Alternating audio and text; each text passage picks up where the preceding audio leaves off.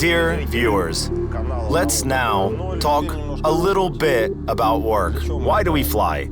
The main thing is, of course, science. The station is a big space laboratory.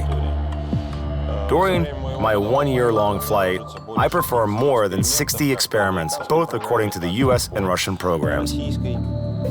This is the remote sensing of the Earth by means of such devices. The environment provides us with a lot of problems, geophysics. In addition, of course, those are biological and medical experiments. Well, I guess we just do not have enough time to name all of them. I will just say that we have many experiments, and this is the main reason why we fly. They are important both on the Earth and for the future space flights.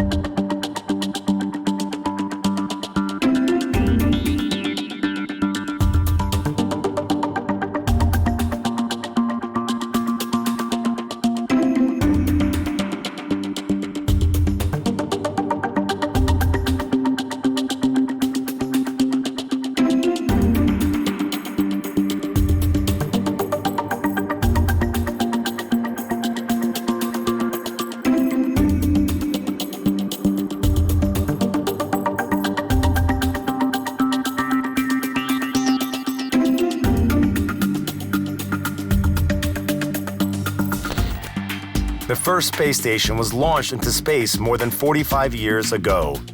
During this time, the space research facilities have not lost their relevance. After all, on the Earth, it is not possible to create an environment similar to what we have on board and around the ISS.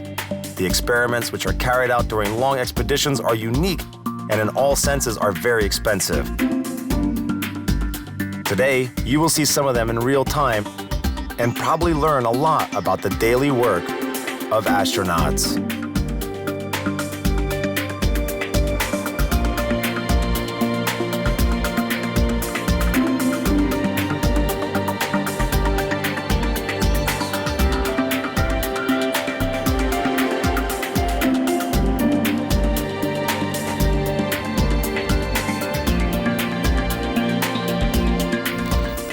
Dear viewers, the cardiovector experiment is now being carried out by Sergei Volkov.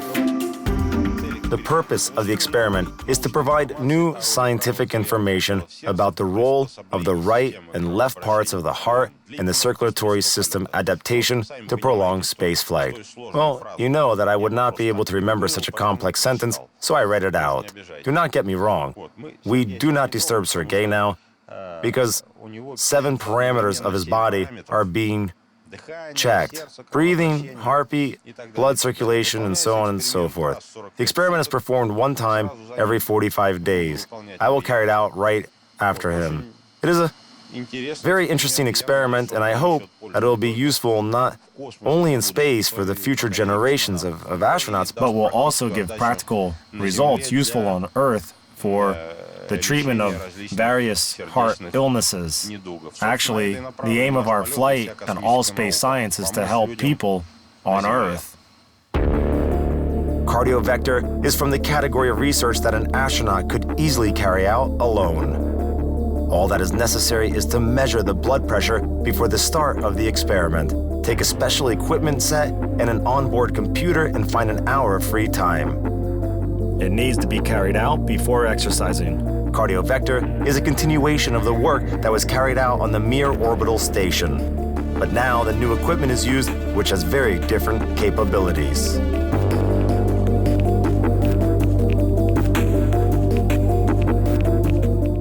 Today, we, the astronauts of the International Space Station, Sergei Volkov and Mikhail Kornienko, want to tell you more about a medical experiment which is carried out on board of the ISS. It is called Algometry. This experiment is related to this section of the Man in Space biomedical research. The experiment is being conducted by the Institute of Biomedical Problems. This is a new experiment, which began on the ISS last year. The Algometry experiment is a study of pain sensitivity of a human during a space flight. We conduct this experiment in order to improve the methods of providing the medical care to astronauts during a space flight. This method is mostly needed during the long interplanetary flights, when it is impossible to evacuate an injured person from on board the spacecraft. It is also interesting to see if the pain threshold changes in weightlessness. Study of the pain threshold in the Algometry experiment is carried out in two ways: by mechanical stimulation of certain points of the skin surface, and it is called pressure algometry, and by thermal stimulation, thermal algometry.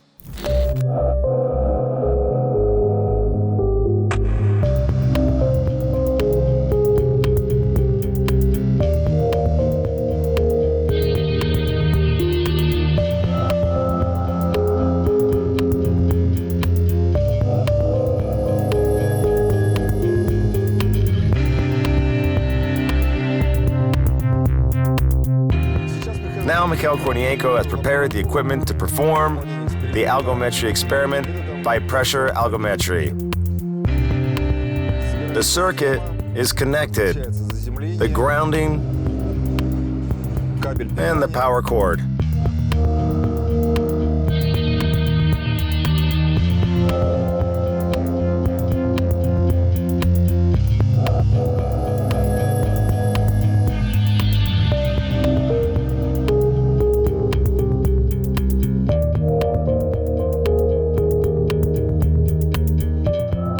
Pressure algometry is carried out using special equipment called an algometer.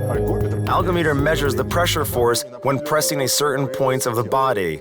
Upon reaching the pain threshold, the tested person takes his finger out of a special button on the equipment, thereby fixing the numerical value of the pressure force and the cessation of pain test. To start the measurement of the pain threshold, it is necessary to take up the algometer and place the middle finger of the right hand into the recess on the rear panel.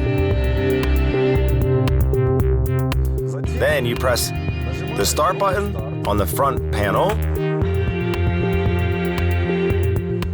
and hold it until you feel discomfort, the pain threshold.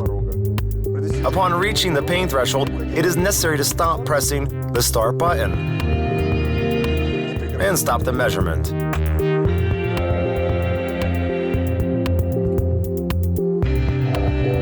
Here one can see a mark of the stem which I was pressing. The pain threshold at the measurement is expressed in units of pressure force referred to the unit area, kilogram force per square centimeter. The pressure algometry method allows to obtain reliable information about the state of pain sensitivity in different parts of the body. Mikhail Kornienko was hurting himself for the sake of science throughout the whole flight. Once a month, it is necessary to carry out the test at the same time. This is a condition of the experiment. The measurement is carried out. The results are recorded on a flashcard on which they are stored and then returned to the Earth by the end of the expedition. The results of the experiment will not only be useful to future astronauts during long or interplanetary flights. With the help of this study, you can, for example, evaluate the effectiveness of the painkillers and select an appropriate one. And on Earth, this is no less important than in space. The pain threshold is measured before the space flight, during and after the flight. These values are compared in order to understand the effect of the spaceflight factors on the astronaut. The first survey during the flight must be conducted after 2 weeks of the stay at the ISS.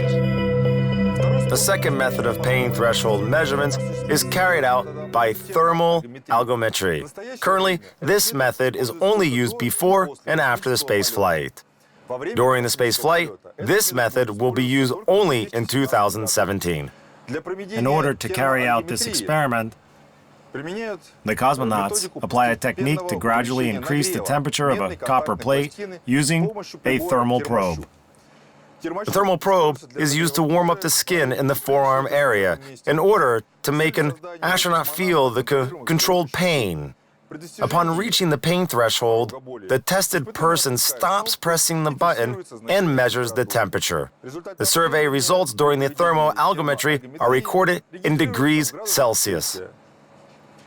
An algometry experiment, to get the objective result, both methods are used because it can happen that the results of the study of pain sensitivity by different methods do not match. In order to record the results of the research and store the scientific data, scientists use special software installed on a Russia MED, onboard medical computer.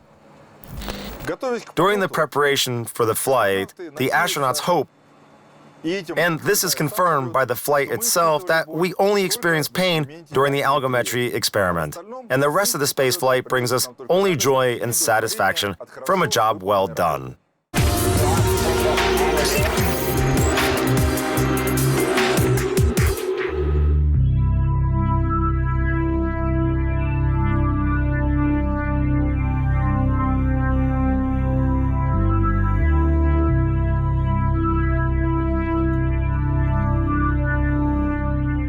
Life on the space station itself is a big scientific experiment, especially if the flight lasts for a year. The object of the research on the ISS can be any action, and even inaction, because in the course of some experiments, we study sleep in zero gravity or the physiological condition of astronauts in the moments of relaxation. There is so much scientific work to do during the long expedition that there is no way around exact planning and detailed instructions for everything an astronaut does. Here is my flight notebook in which I write down all the necessary things in the morning meetings and the evening meetings. They are called the DPC, Daily Planning Conference. And there I put down all the notes. Everyone has such a notebook. And my iPad, through which I read the telegrams, well, and all the necessary documentation that I need during the flight.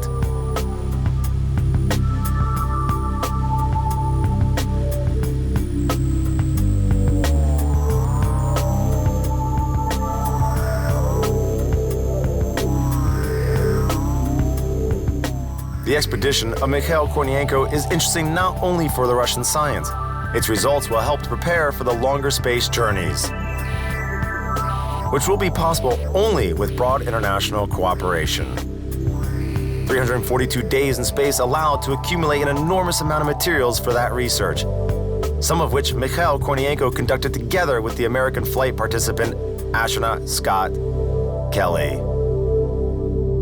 Of course, there are biological and medical experiments. In particular, I would like to mention fluid shift. It is an experiment from the American program, the program of our partners. It is aimed at the study of eyesight during a long space flight, what changes occurs to the optic nerve, and how to deal with these changes. In general, all this has a far-reaching goal, a flight to Mars, and sight is one of those problems that are being raised now. Because, as it turned out, during a long flight, an astronaut's eyesight starts to deteriorate. I could never imagine that I would do an eye ultrasound scan, an ultrasound analysis of the heart, brain, blood vessels, my cell. This experiment aimed at the future is very high-tech. It is a very good experiment. During the annual expedition of Mikhail Kornienko and Scott Kelly, the fluid shift experiment was held for the first time. Just a few years before their flight, American doctors who checked the health of NASA astronauts from the ISS got worried. 20 to 30% of those who lived on the space station for 6 months had a decreased visual acuity, or the deformation of the optic nerve. Scott Kelly also complained about it after his last flight.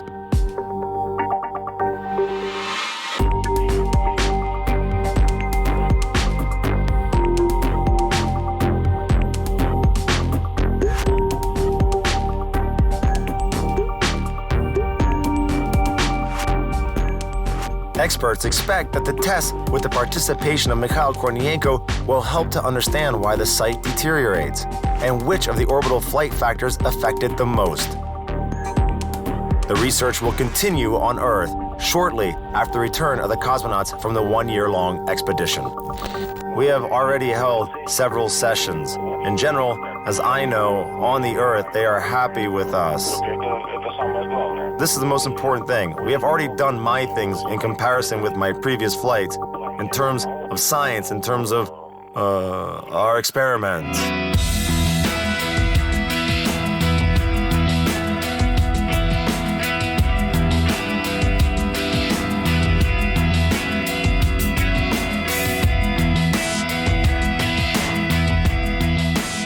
In weightlessness, which on the Earth seems to be so surprising and attractive, there are a lot of factors negatively affecting a human body.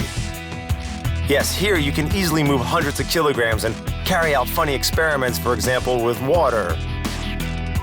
But from a medical point of view, it is an unnatural and aggressive environment. And the longer time the astronaut spends there, the greater the risk of returning to Earth not being in the best shape.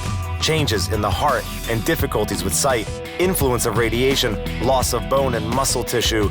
This is only a short list of potential problems, the cause of which are the space conditions. Let's add emotional stress and psychological complexity, which are inevitable. After all sorts of people from all over the world work on the ISS.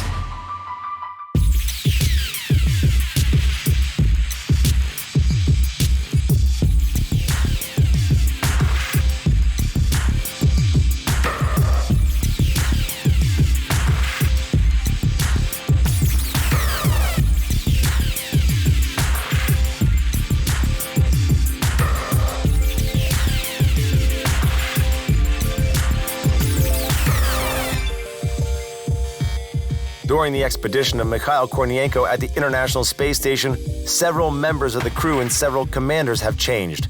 He has worked with 14 different astronauts from Russia, USA, Denmark, Kazakhstan, Great Britain, Japan, and Italy.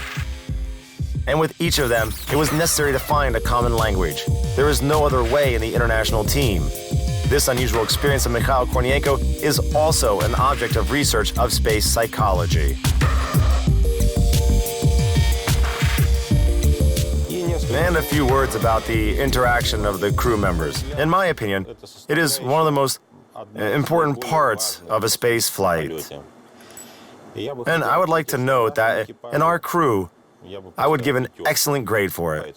We have a 100% mutual understanding and mutual support. If I do something and something does not work, I do not need to even ask. The guys will always come to my rescue. Accordingly, I will come to help them too if I see that the help is needed. We have a 100% mutual understanding. I will repeat it. And perhaps it makes sense to still choose a crew according to the psychological compatibility of each member, according to the moral qualities, how friendly they were to each other on Earth. Probably it makes sense for the long flights. Well, on this occasion, I would like to say thank you to my crew. During a long expedition, each crew performs a spacewalk. And as a rule, none of them is held without scientific experiments for the ISS. Mikhail Kornienko made his spacewalk in August 2015. So this time, he helped his colleagues, Yuri Malenchenko and Sergei Volkov, to prepare. Today, as part of our preparation for the spacewalk, we collect and prepare the equipment that will be used directly in our work outside the station. In my hands, I have the equipment for the restoration experiment. You see, it is already assembled. It has arrived with the Progress cargo ship. These are a special frame, tablet, and equipment by means of which, in fact, the film will be applied to the tablet pages. The restoration experiment is designed for testing, for practicing methods of applying insulation to the surface of space objects. In our case, it is, of course, the International Space Station. But then, this knowledge can be applied to many other devices, flying in low orbits and traveling into deep space. In my hands, I have a device for film coding application, DFCA, such a complicated acronym. You see, there are two rolls in the metal film, which is in fact will be applied to the tablet pages. During the process, we will set the tablet here and like this. We are working out these actions on the handrail. Of course, we fix it so that there is no rotations. And then, opening a page, you can see that each page of the tablet is covered with a special coating. It has screen vacuum thermal insulation, the insulation which is used in our spaceships.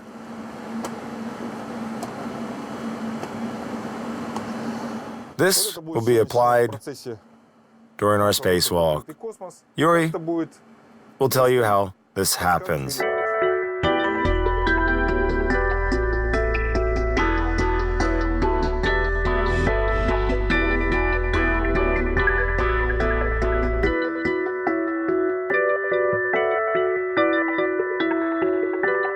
With the help of these devices, Russian cosmonauts work out a new repair technology of the outer surface of the orbital complex.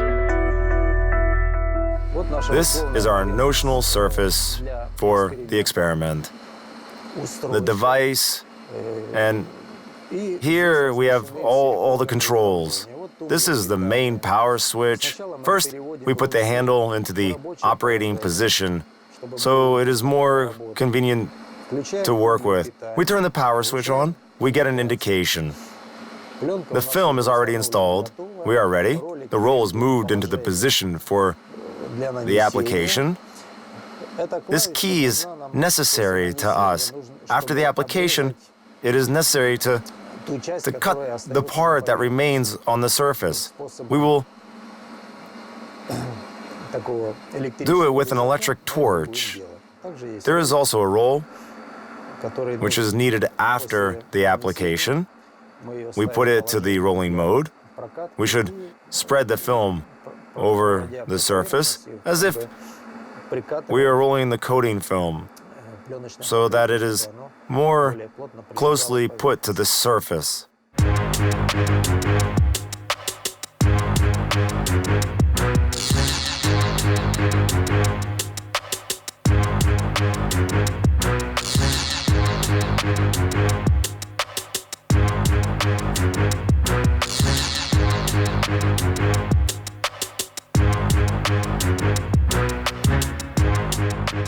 On the space station, the experiment looks very easy and comfortable to be carried out for the astronauts. However, in the open space, everything is different. Wearing the spacesuit, any movement is difficult, and you spend more time on the simple things of the operation than during the training. But for Yuri Malenchenko and Sergei Volkov, this spacewalk was not the first one. The astronauts cope with the planned objectives. The following year, the crew will have more work on board. A new multi-purpose laboratory module, the Nauka, will be delivered. It will become the most modern part of the Russian segment of the space station. And for sure, it will open a new page in the history of Russian space exploration.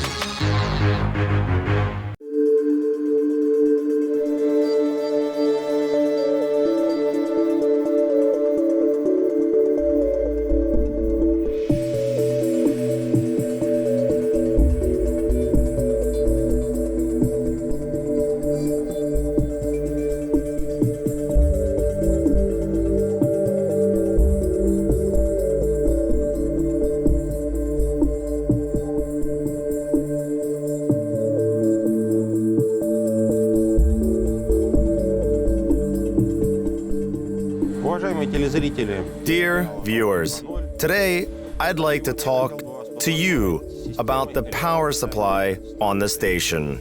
I think we haven't covered this subject yet, and I hope it will be interesting for you. Furthermore, today you have a unique opportunity to see the space waterworks. Mikhail Kornienko will uncover everything that's hidden behind the panels of living and laboratory modules. You will also find out what astronauts read during their missions and what other recreation opportunities they have in microgravity.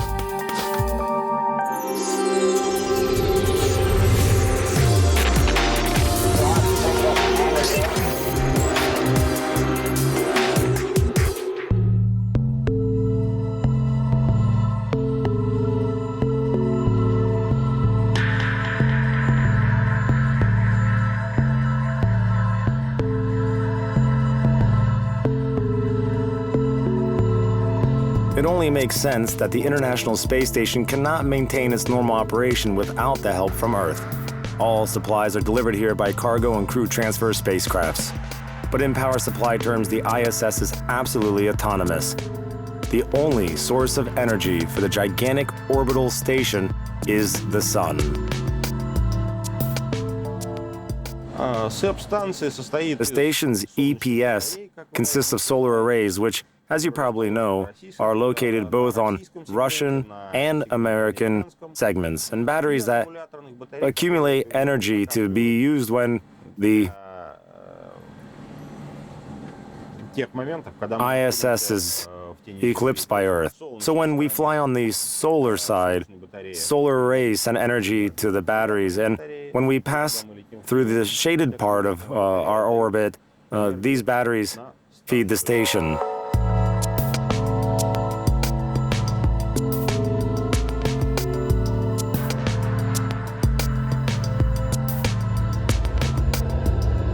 The solar arrays are the American segment. The station has 4 wings like this. Another 2 wings are looking down at the moment. Unfortunately, the camera cannot catch all of it at the same time. Here we can see a piece of a US radiator and the solar arrays of the service module. There they are. Unfortunately, we are looking at their rear now, meaning the silicon solar cells are on the other side, receiving solar energy. And here are the solar arrays of the service module again, only from another angle. We have recently entered daylight. This solar array is actively generating energy and passing it to batteries. Right now, we see one of the control laptops of the Russian orbital segment, which is used to send commands to various systems. I wanted to show you the solar array orientation system framework that we use to manually reposition solar arrays. Crew members' interference with this mostly automated process is only one way to control the solar arrays, because generally all of that is performed automatically or by specialists on the ground. But the crew has the possibility to take over the control if there's a need for that. We are going to have another look at the solar array wings of the US segment from the SO1 module, which is almost prepared for a spacewalk. Let's get to a window.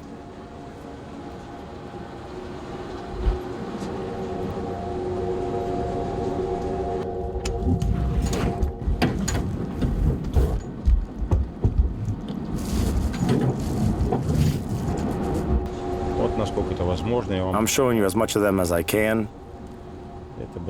These are the solar array wings of the US segment. They generate most of the energy for the station because they have huge surface area.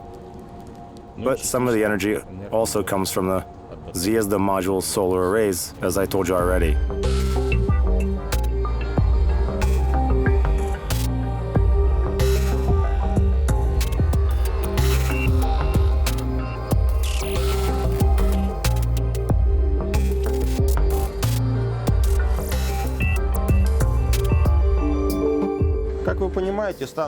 As the station orbits around our planet, its angular position changes all the time. So the solar rays have to track the sun to stay at 90 degrees to the sun rays. That's the job of the solar ray orientation system. We call it simply SOSB. It can be activated by photosensors or the guidance, navigation, and control system. In emergency situations, the crew can position the arrays as needed manually via a control laptop with a special framework that I already showed you already. So the system is quite simple and quite reliable. The solar panels track the sun and always position themselves at 90 degrees to it. That is whenever it is possible.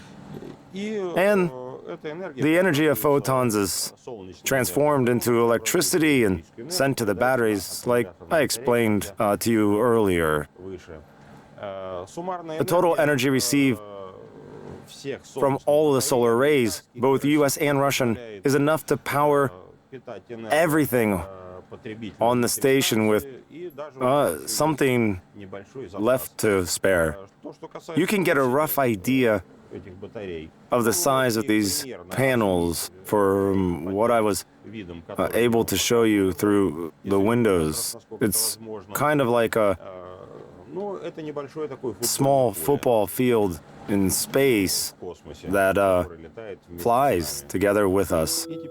And now let's get to the cupola, which is connected to Node 3, to have a look at the solar arrays of the Russian segment, US segment, and the American Cygnus spacecraft, which is docked to the station at the moment. See that?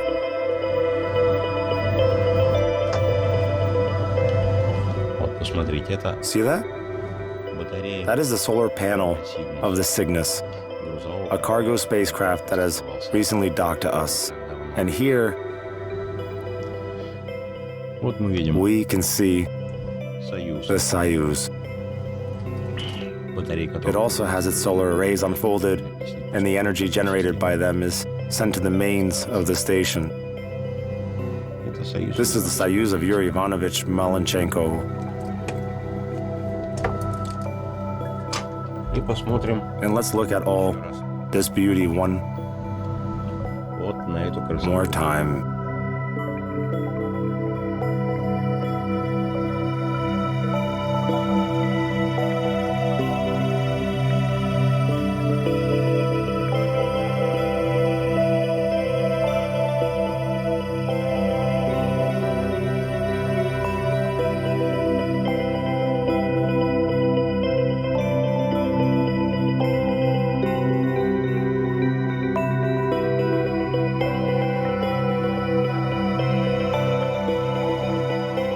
The power supply of the station is just one example of international collaboration on the ISS. No more running to this unique space laboratory requires cooperation of all the countries on the mission. And first of all, it concerns Russia and the United States of America.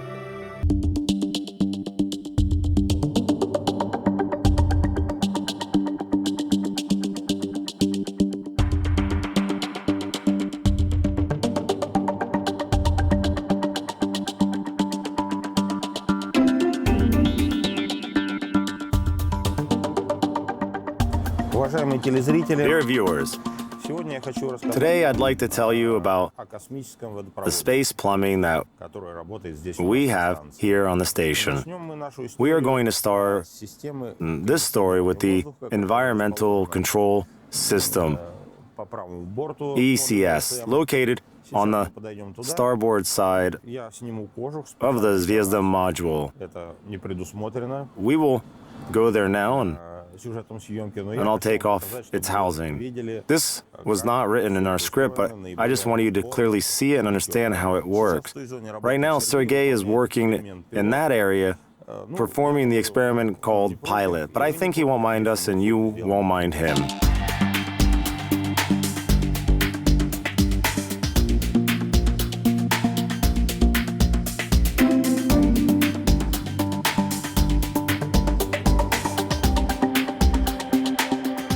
space water supply system has a very complex infrastructure, and the footage you are about to see is truly unique. Never before have astronauts done something like this for a TV audience. All the bolts that we have, here I unscrew one of them already. You see what happens to it? It's really tiny, and if it floats away, we won't find it. But I can attach it to my uniform like this and zip it up. Then I can take off another one.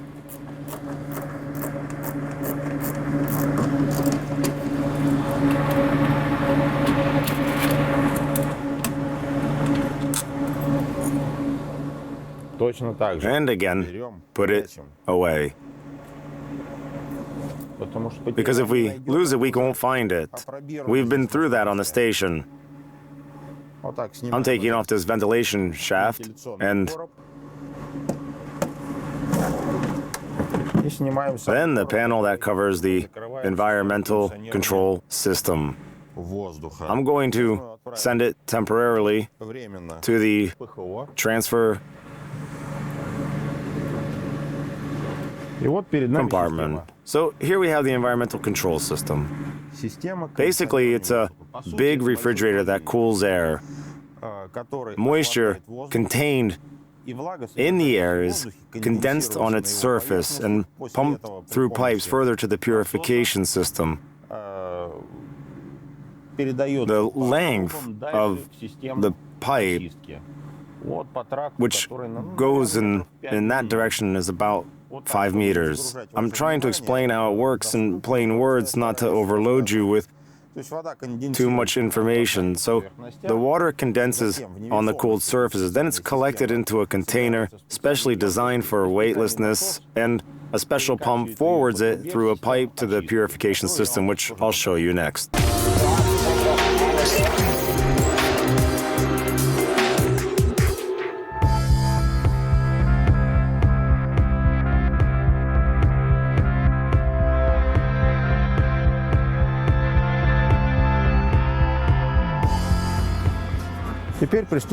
Let's continue.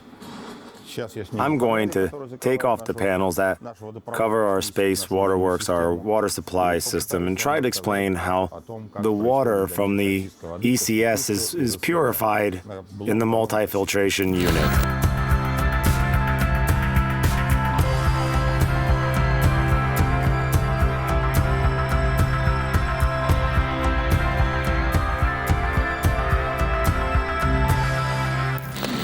After the ECS, as I said, the water finds its way here, behind this panel. I took it off for you, not to bore you with excessive technical details.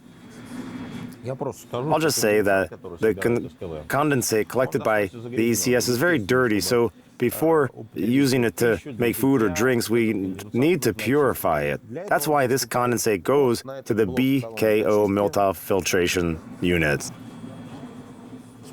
After pumping condensate through this unit, we get very pure and potable water, enriched with minerals. The multi-filtration unit purifies is to a distilled state. It has a special mixture inside that enriches water with minerals, almost the same way it's done. I'm sorry. The battery in my flashlight has died. So this system basically works the same way as a water filtration system that we sometimes have under the sink at home, only with some adjustments for space environment. So after passing through the BKO multi-filtration unit of the ECS, our water becomes clean. Now it's good for consuming. We have this special water dispenser with a water heating function. This is a cold water, like at home, and hot water. To show you something interesting, I'm going to make a cup of space tea from the nice and pure water provided to us by the water supply system. We have these soft bags that already have tea and sugar inside. I cut off the edge to get access to a valve. We call it swallowtail because of their resemblance. It prevents water from pouring back out of the bag after filling it. Next, I open the tap and turn on the water pump. And here I have hot water being poured into my teacup. Usually we make around 8 of these runs. You can probably hear the pump working. One run is 25 milliliters, so a cup of tea is 200 milliliters. See, the water is hot, so tea is already steeping. Okay. That's it. The cup is full, and so I close the tap. And in 3 to 4 minutes, I'll enjoy a cup of great tea. Naturally, we can't avoid some droplets of water appearing here, and so here I have my sweet tea. This is how water recycling works on the station, not only in our part, but in the US segment as well. It helps us to save water, reduce the freight traffic, and bring down the cost of the station's maintenance. Next, I will show you the distribution panel of a cargo vehicle and explain how we get the water out of it to refill the Rodnik system and water storage tanks. A resupply spacecraft usually delivers around 400 liters of water to tanks, 200 liters each. Again, it's extra pure water that we can drink or put into the electron system to generate oxygen. I'm going to show you all of this next. Dear viewers, one more source of potable water on the station is the Progress cargo vehicle where we are located right now. There's not much room here, so forgive me if the recording is not very clean or clear. Well, I'm doing what I can, so just bear with me. Here, we have waste cargo that is ready to be disposed of, and this is the oxygen supply system, SRPK, that we use to transfer water from the tanks of the cargo ship. There are 2 tanks, 200 liters each. This is a valve unit. We pressurize the tank with the help of an air compressor. The pressure is not too high, around 0.5 atmospheres. We connect water lines to these connectors and open the valve. And the water is squeezed out into water containers called EDV. Next, we can use these EDV containers to get water for drinking or install them into the electron system, which generates oxygen. Usually, a cargo vehicle brings us around 400 liters of water, but sometimes there are extra 22-liter water containers as an additional supply. Because in space, the same really as on Earth, there's really not much you can do without water. It really is the essential component of life support on the station.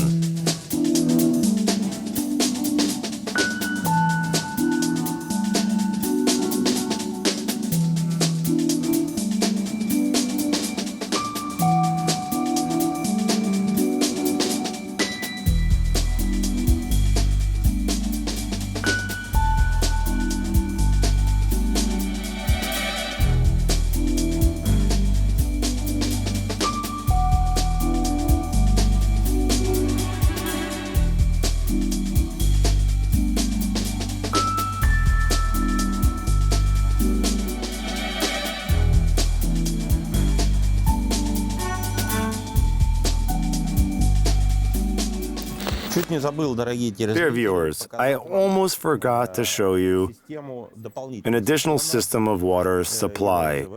We can also use it to get potable water. The water reserves are stored outside of the Zvezda module in two 200-liter water tanks. This is an emergency supply, and this panel here hides two water containers with water that we drink throughout the day. If you get thirsty, you can just grab this dispenser. See this red button? You need to pressurize the container by pumping some air into it. And let's say an astronaut has completed his workout for the day. Naturally, he is thirsty after it, so you run on the treadmill or you can pedal the exercise bicycle, and then you come here and you drink. Same as at home. Basically, you come over here, pour yourself some filtered high-quality water, and drink it. I'm going to show you what's hidden behind this panel to give you a clearer picture. This is a panel with valves, one valve for each water tank. The process is extremely simple. We create pressure in the tank with the help of a small compressor, and water simply flows over into a container for further use. And here we have two EDV containers. One of them is hooked up with these lines to the water dispenser, which allows us to be able to drink our water. We put on some music from time to time. It's easier and more fun to work for us, and not only for us, music is everything.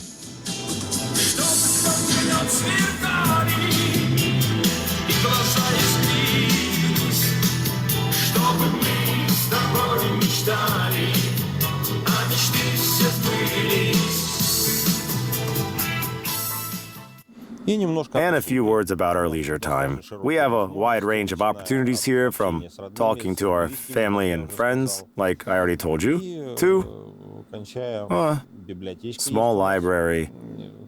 And I mean real books, not electronic.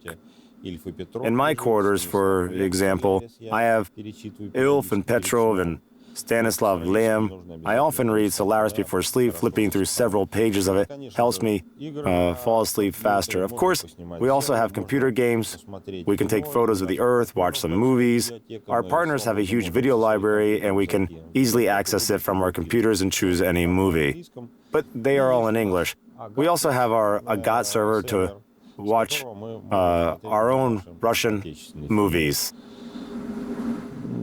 So basically, that's the type of entertainment that we have around us to help us on the ISS space station.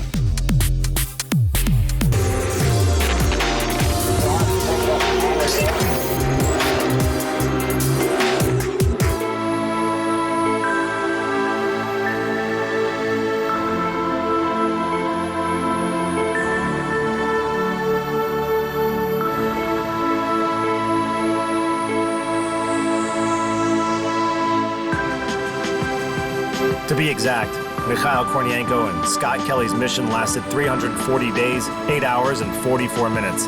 That is the record for the longest single stay aboard the ISS, which is sure to remain unbroken in the near future. However, during their 340-day mission, records were probably the last thing on the minds of the astronauts. Each day of their stay became part of the most substantial scientific experiment on the International Space Station ever. Well, my dear friends, it's time to say goodbye. Thank you for your attention. Thank you for being so supportive during this hard year. We're returning home.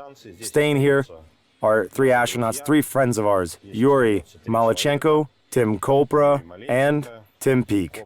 A bit later, a new crew of 3 other astronauts will join them. Here I leave a part of myself. I hope one day I'll come back to the ISS and meet you again.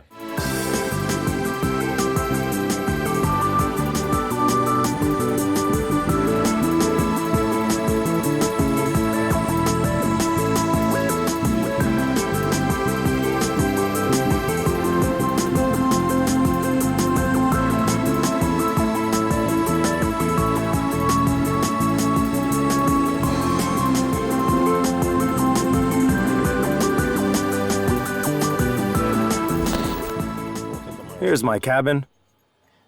I've already taken off the crew emblem.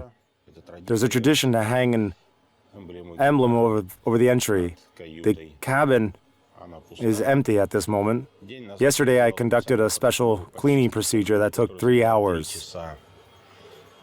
To do that, I had to halfway disassemble it, clean all the air ducts, as ventilation is crucially important. We can't do without it in space. Yes, that's my cabin. The computers are left here and wait for the next crew. Probably Oleg Skripochka will live here after I leave. Well, these are packages, small bags, which are always useful for storing various things. That's the way it is. As you see, my sleeping bag that should be fixed along this even surface is already packed. We're getting ready for the departure, dear televiewers. And now a small piece of mirror. Dear televiewers, this is our friend Tim Kopra, commander of the ISS. Now he's got some work to do, and before leaving, he wants to address you with a few kind and warm farewell words. Tim, please. Thanks, Misha. I would just like to say, as the brand new commander of Expedition 47, and having been a crew member on Expedition 46 with Misha, it has been such a pleasure to get to know Misha and work with him. I consider him a great friend and an outstanding astronaut and colleague. And thank you so much. And I would also like to say that we have this orbiting laboratory, and I'm so grateful for the work that Misha has done here on this great mission. Thank you, Tim. Hello, I'm Tim Peake on board the International Space Station, and it's been a huge privilege to be up here to be serving with my fellow crewmates. We're a fantastic orbiting laboratory here in space, doing great science every day and maintaining this wonderful outpost in space as well. It's been a pleasure to serve with my Russian crewmates, and I've really enjoyed working with Misha Kornienko and wish him a safe and successful landing today, and of course Sergei Volkov as well. Thank you. Thank you, Tim. Thanks a lot. Let's shake hands. Thank you. Thank you for your warm wishes. And Commander Scott Kelly, my friend and partner on the one-year mission. Make them feel welcome. Today, in 11 hours and 30 minutes, we're going to descend. It'll be very soon. Yes, very soon.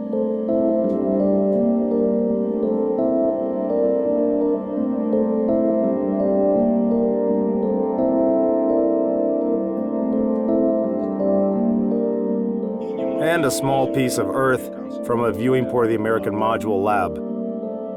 Now we're flying above the night side, my dear viewers.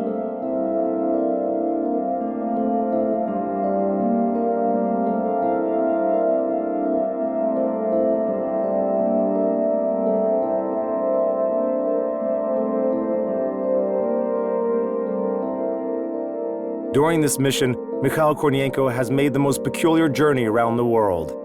He circumnavigated the globe almost 5.5 thousand times.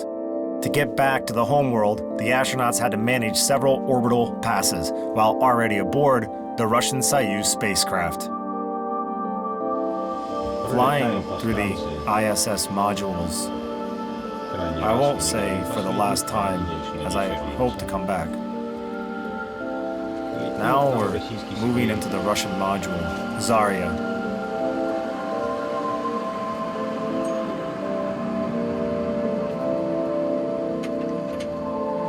Also known as FGB. By the moment when Mikhail Kornienko was making this video, the ground personnel were already fully prepared to meet the astronauts. That's it. We're ready to shut the passageways. And we'd like to say goodbye to everyone and thanks. Today, I'm taking back home these outstanding astronauts, Scott and Misha. Well, so thank you all for the good work.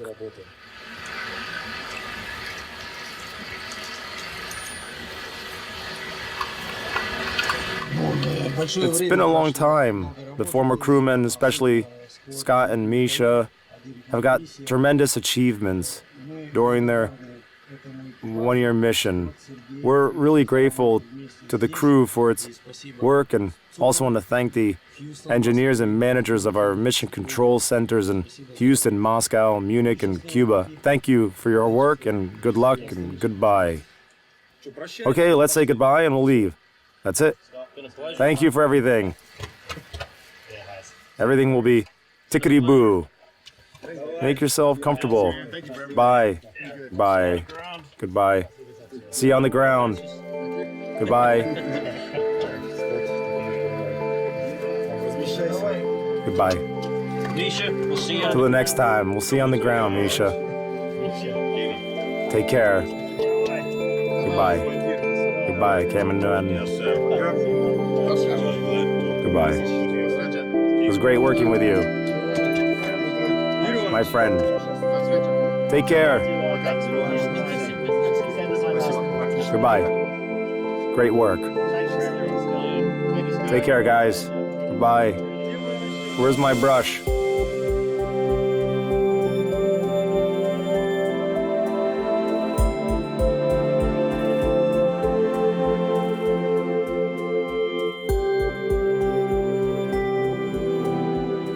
The few photos taken as mementos, and we can close the passageways. But Mikhail Kornienko performs another important ritual, saying goodbye to his space home, where he stayed for a year. Station. Goodbye. Okay, let's go, Sergei. The crew gets into the spacecraft and shuts the passageways. There's 3 hours prior to the undocking. This time is spent on putting on the in-flight spacesuits, making themselves comfortable in their prone beds, and checking all the spacecraft systems. At 4:03 by Moscow time, the Soyuz with the astronauts aboard successfully undocked from the ISS. Observing disconnection with the ISS, best wishes staying. Goodbye, Yuri Ivanovich. See you on the ground.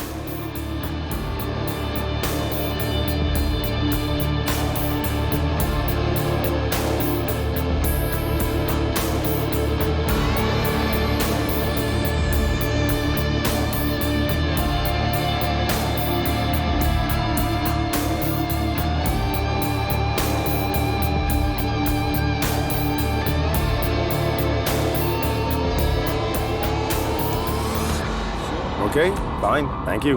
Well, we're at the airfield waiting for the departure. The first plane is taking off now. At 9:30 is the first one, and then the others one by one.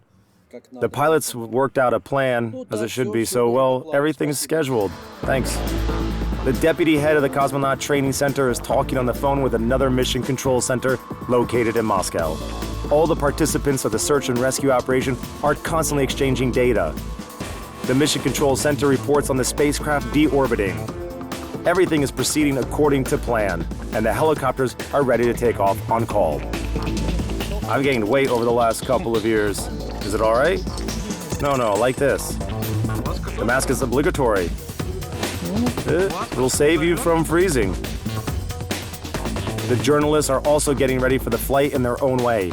The safety harnesses must be fastened, as the photos and videos of landings are always done with an open door. The places are chosen in advance so that all could capture the desired views.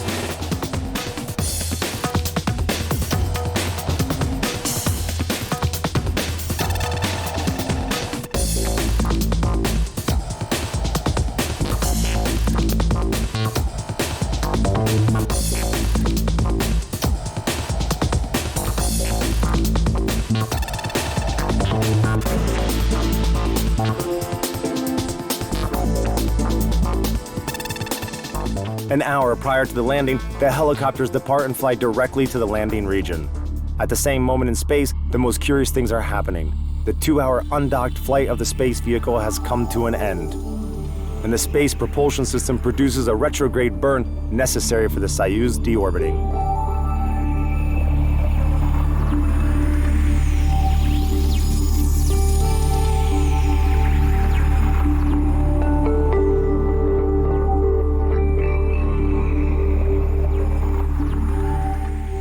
Half an hour later, the spacecraft has the habitation module and onboard systems section disconnected. And the crew faces the most dangerous stage of landing. We can observe the passive re-entry capsule. That is what it looks like from inside the capsule.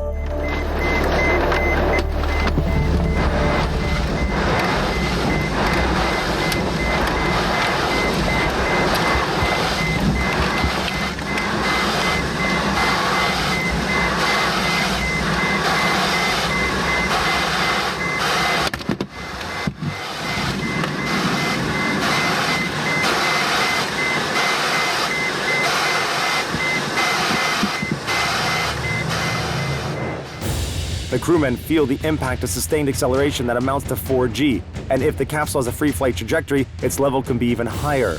Surrounding the capsule is a plasma sheet, the temperature of which rises up to 2,000 degrees Celsius. That causes a break of the radio link, and in this case, one can enjoy the magnificent view through the window.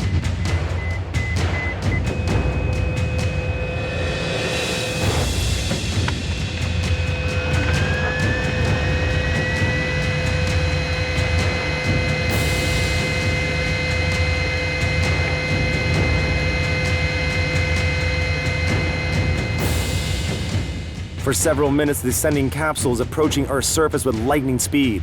After the re-entry deceleration, the parachutes open. Firstly, the auxiliary one, and then the main one. Here starts the smooth phase of landing, and at that moment, everything is already under control.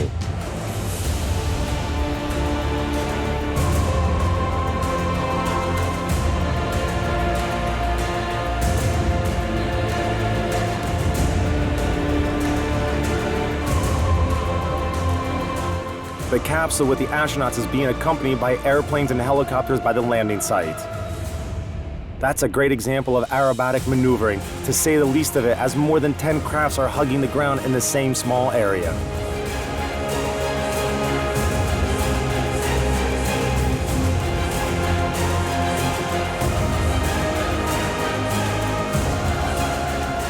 A strong wind has blown the capsule several kilometers further from the aim point. But in a couple of minutes, almost all the participants of the search and rescue operation have reached it.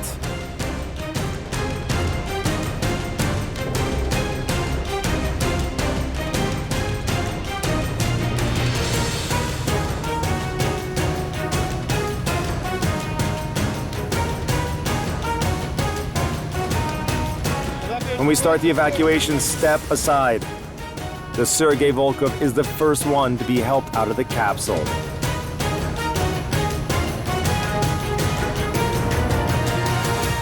Then came Scott Kelly's turn. Hail to American heroes. Scott, well done.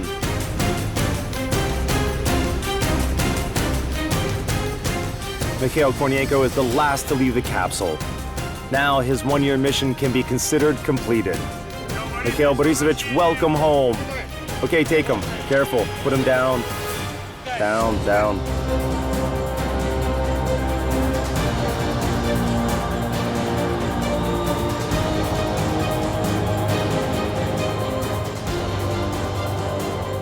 But the mission of the Russian astronaut hasn't been completed yet. We'll show how Mikhail Kornienko spent the first several hours on the ground and made the first steps on his native planet after a tremendously long space journey. We'll tell you more about the astronaut's physical state after landing, and you'll learn how the one-year expedition to the ISS actually ended.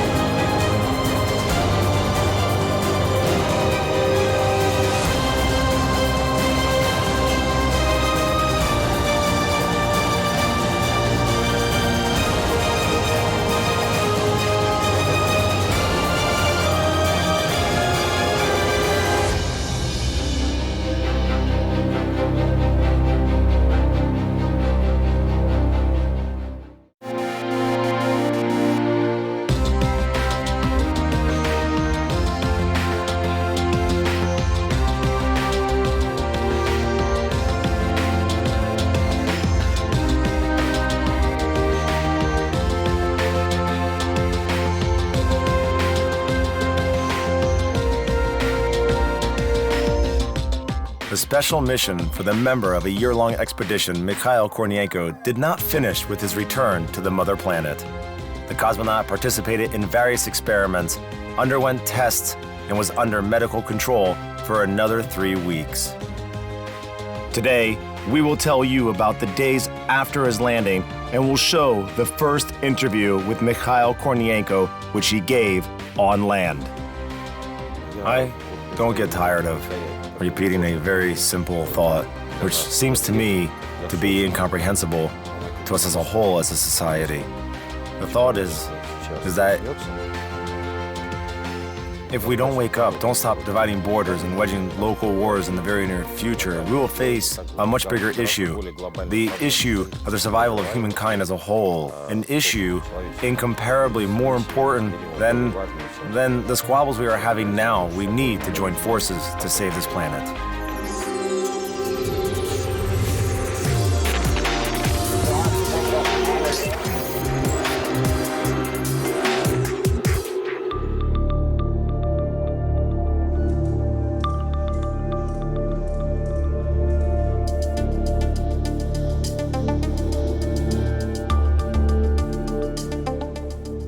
This is only the 4th day on Earth for Mikhail Kornienko, and he's already back in his spacesuit. According to the objective of this experiment, the cosmonaut is supposed to land on the surface of a makeshift planet. The researchers and doctors need to understand how a man feels who has spent an entire year in zero gravity, and if he is ready to land on Mars after such a long journey.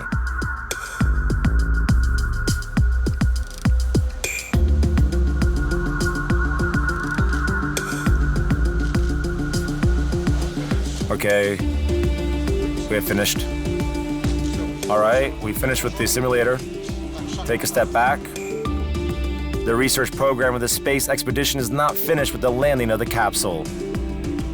Even more so when it's a special expedition like the one of Mikhail Kornienko. Some tests are conducted straight away after the landing. Others will take a year and a half. So far, we do not know the results that will be obtained. However, watching Mikhail Kornienko accomplish the assignment successfully, it is hard to believe that he was still at the International Space Station only a few days ago.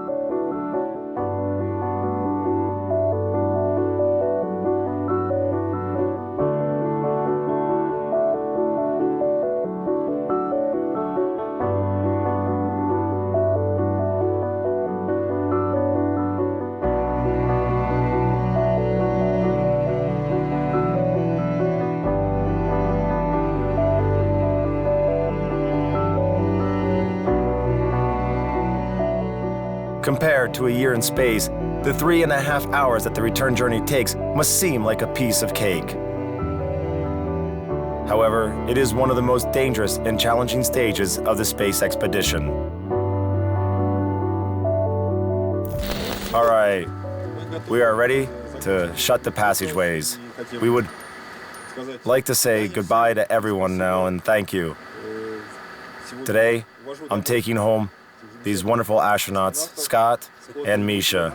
That's right, that is the reason. That's it. Thanks to everyone for their good work. Make yourself comfortable. Everything will go well. All right, let's get going. Okay, Captain, my friend. Yuri Ivanovich, yes, no, thank you. Great, good luck. Goodbye. Goodbye. Thank you. Thank you. Thank you, my friend. Good luck. To our next meeting. Bye. Thank you. Thank you. Thanks. Thanks for everything. Station. That's it. Let's go, Seroja. The crew, headed by the chief, Sergei Volkov, have been preparing for the descent for about 2 weeks. The participants of a one-year expedition have to remember everything that should be done for the descent, and to retain it after a long break. And the spacecraft also required some preparation. It was a new type of vehicle for Mikhail Kornienko and Scott Kelly. They arrived at the station by the Soyuz, which had returned to Earth long ago. Most certainly, they had to stay focused until the end of the mission. And of course, we did our best to help them.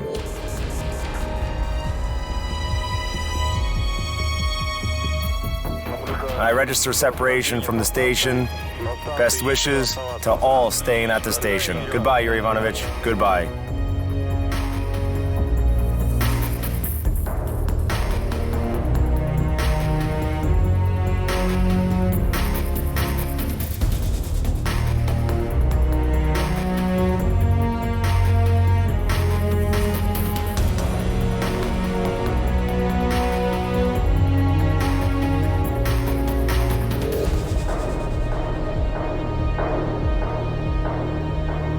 We were a strong team, working together and returning home together. That's why there shouldn't be any reluctance in getting things done, like, don't touch the skies. Otherwise, for them, as professionals, it would feel wrong. They'd feel as if I said something like, I will do everything by myself now and you just sit back. No, that wasn't the case. On the contrary, I was trying to involve them as much as possible so that every aspect of their journey was as comfortable as it could be for the return.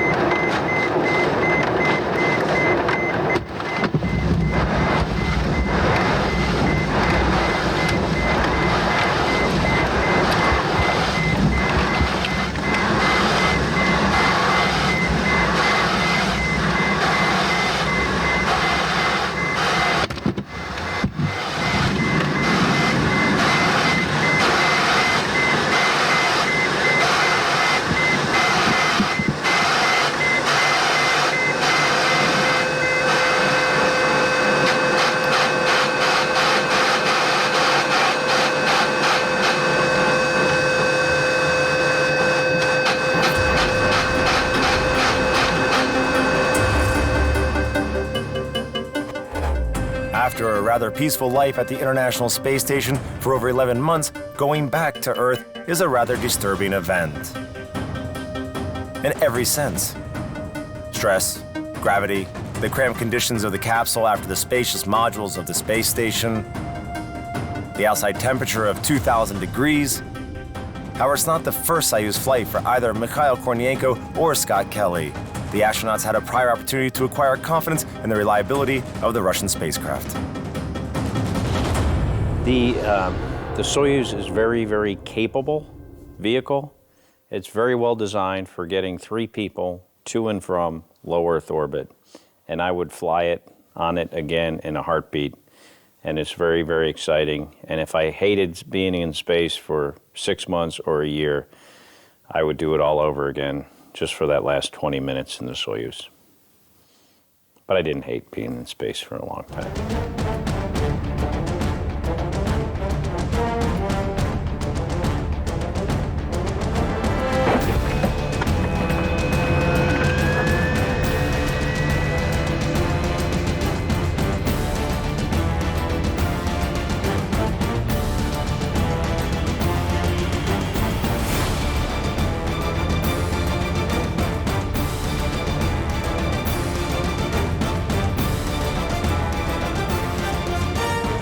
The descent capsule will land at 7:29 a.m. Moscow time, 147 kilometers away from the town of Zhezkazgan in the center of Kazakhstan. Initially, the plan was for Mikhail Kornienko and Scott Kelly to get out of the descent capsule all by themselves, thus imitating the landing on the surface of another planet where pioneer astronauts will have nobody to assist them. However, on the day of the landing, this idea was dismissed. Welcome back. Thank you. How are you? Are you okay? All right, please move away. Being in space for a year is a hard time. Yeah, I know it's been suggested that Misha and I really weren't in space because we looked so good coming out of the capsule, but I can assure you we were there.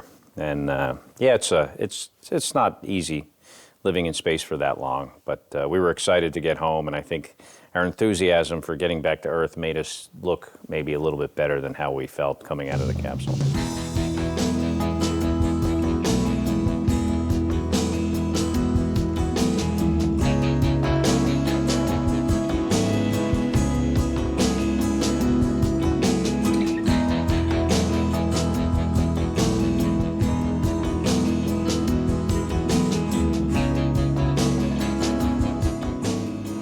visit to the sun, and we are ready to go back to space.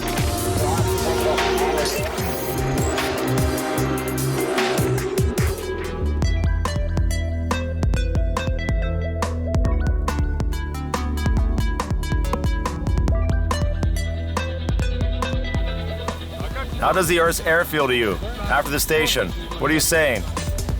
How do you find the air? I already said that the air on Earth feels as if you could cut it with a knife and spread it on a sandwich like butter. Thank you. See you in Moscow. Our cosmonauts are taken to the mobile laboratory of the Institute of Biomedical Studies, which is situated right there in the field a few meters from the capsule. Immediately after the landing, the expedition members will undergo a so-called field test.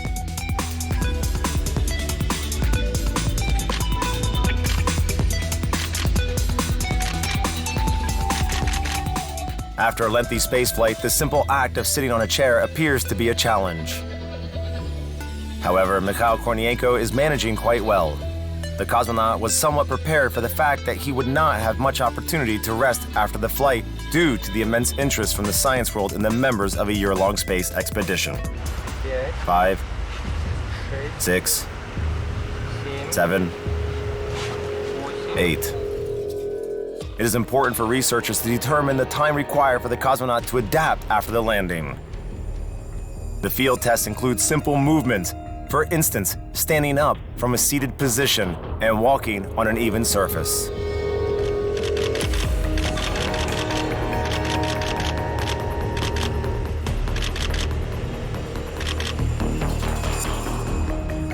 Then evaluating the discomfort that the movement might be causing to a person who has recently spent a lot of time in zero-gravity conditions.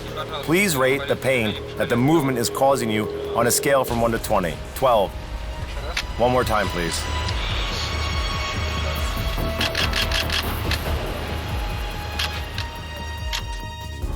I feel pain in my knees, and it's mainly the musculoskeletal system which suffers, and the vestibular system. Everything has its price, everything. The law of energy conservation, if I was suspended in zero gravity for 6 to 12 months, Earth is accepting me tenderly, yet causing some discomfort, and all body systems must reacquaint themselves with the Earth's conditions. That's it in brief. And it's not a particularly enjoyable process.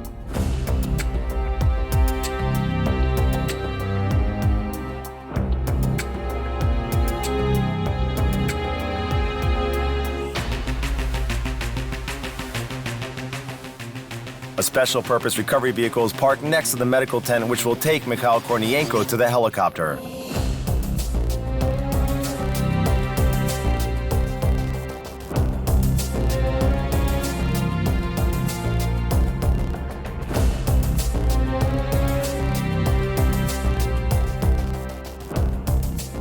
The cosmonaut is being supported when he walks, but these are the actual first steps he's taken on the mother planet, not a part of a medical experiment.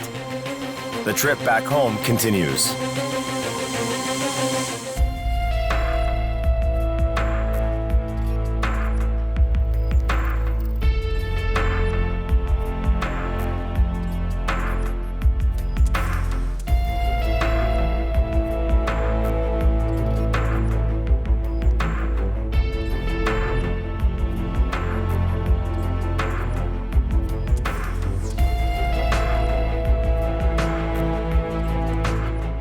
All you want after a sleepless night and a strenuous journey is to have some rest. But everyone on the helicopter wants to take a photo and get an autograph. It doesn't happen every day that you find yourself on board with a living legend who has spent an entire year in outer space.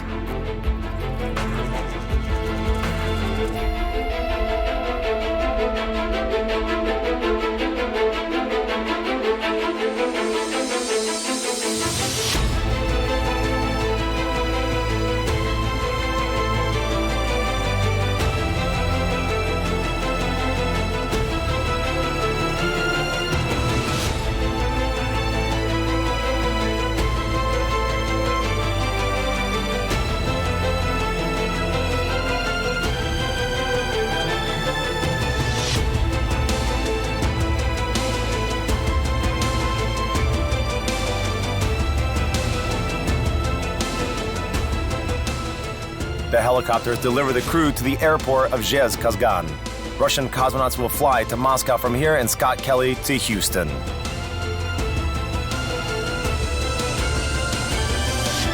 You know, from like vestibularly, from like a balance and dizziness perspective, I felt really good. I was a lot more sore than I was last time. My legs and muscles were stiff. I had some unusual, like a burning sensation on my skin for a few days. So compared to my last flight, which was 159 days, I definitely felt worse, you know, in the preceding couple of weeks after spaceflight. But the good news is I feel better every day. I tried to prove, and I think I succeeded in that I can get the better of youth. Age 55. I had my 50th birthday in orbit, and I also celebrated my 55th birthday there, and now I am recovering very, very fast. I noticed that I feel that the recovery goes faster than after the first flight. It's a paradox. I stayed in outer space twice the length of the previous flight, yet I'm recovering much faster. It's important to live correctly before the flight, during the flight, just generally. Sport is the foundation of everything. I am saying some banal things, but that's okay. I swim a kilometer a day.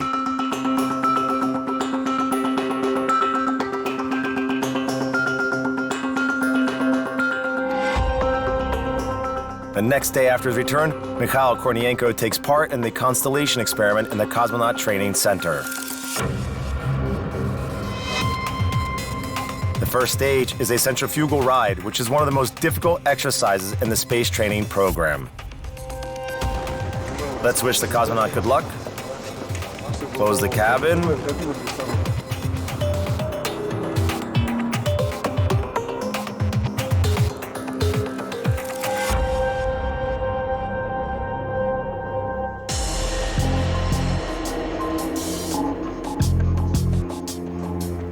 This simulator is normally used to practice landing on Earth in manual mode. And even though modern spacecraft performs practically all the operations in autopilot mode, the cosmonauts must be prepared for any situation.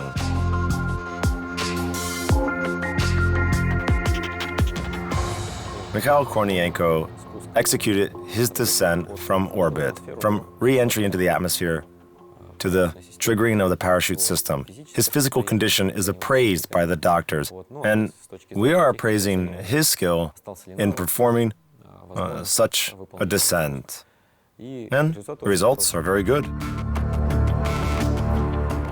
Briefly, before his year-long flight, Mikhail Kornienko also underwent this test.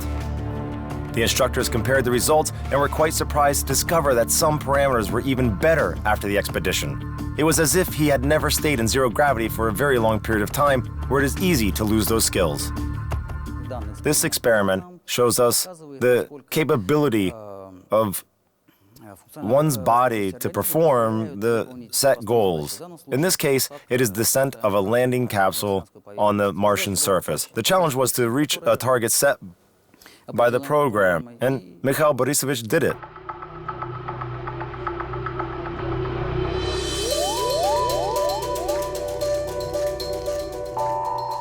However, what can a man do after such a lengthy flight? Won't he be absolutely helpless landing on a different planet? This question was addressed by the experts of the Institute of Biomedical Studies within the framework of the second part of the Constellation experiment.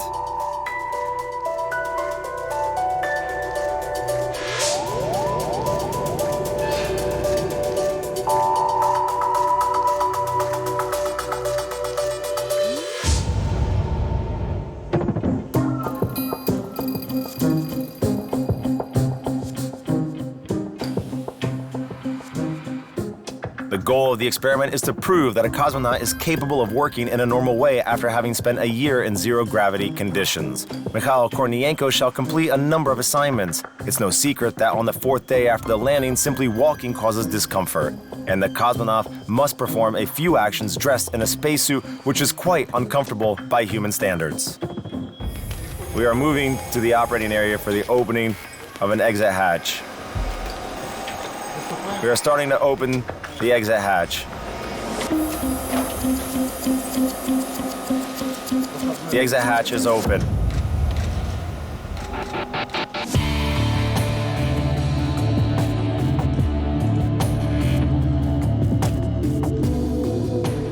During the experiment, Mikhail Kornienko does what one will have to do when landing on Mars. He works with different tools, operates a virtual robot, opens and closes the exit hatch, moves a lot in his spacesuit.